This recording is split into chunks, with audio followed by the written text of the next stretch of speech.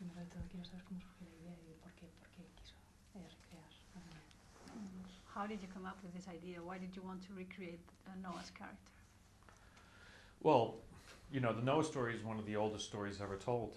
It's one of the greatest stories ever told.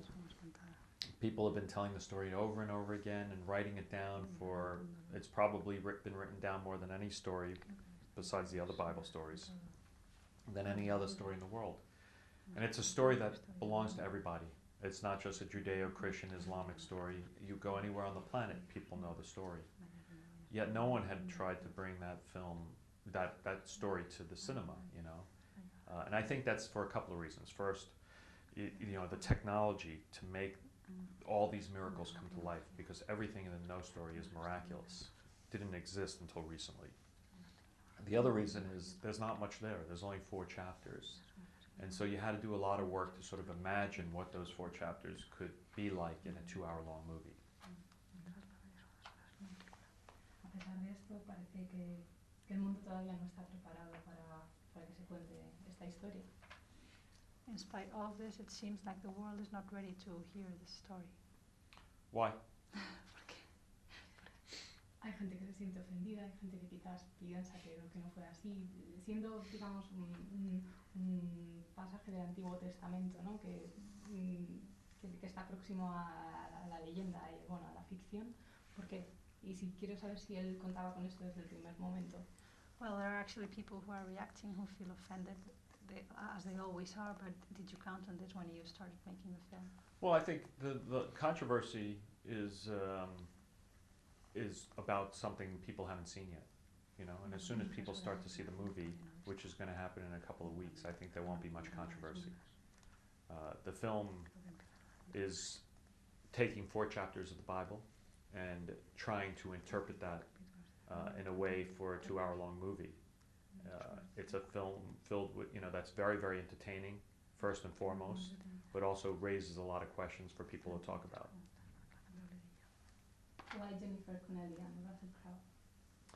Well, Jennifer, I was thinking about when I was writing it, because you know, she has the beauty, a very, very timeless beauty, and you know, she could work anytime. And I had worked with her before, and the chance to work with her again was really exciting.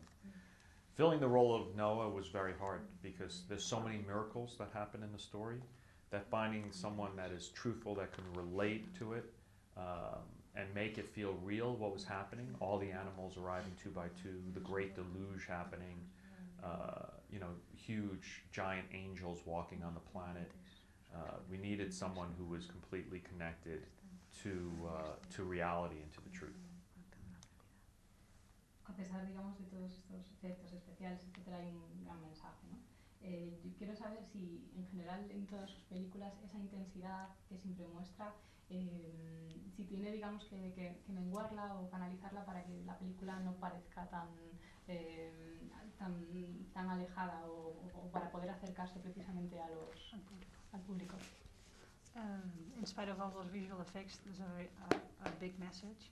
And in all your films, we can see a great intensity that comes from you. Do you feel the need, like, to sometimes stop that intensity so that the film can be more mainstream, or you just let yourself go? Oh, wow. I don't know. I thought, you know, Black Swan was pretty intense and no one seemed to mind. I think audiences want intensity. They see, you know, films have become kind of the same big old film over and over and over again. And so what we were trying to do is make a big movie that was very surprising for people. That structurally it felt different, and visually it felt different, and emotionally it felt different. You know, that's going to see Noah, you are guaranteed a very different experience. Esta película con tantos efectos especiales y tanto trabajo, digamos, de ordenadores, ¿no?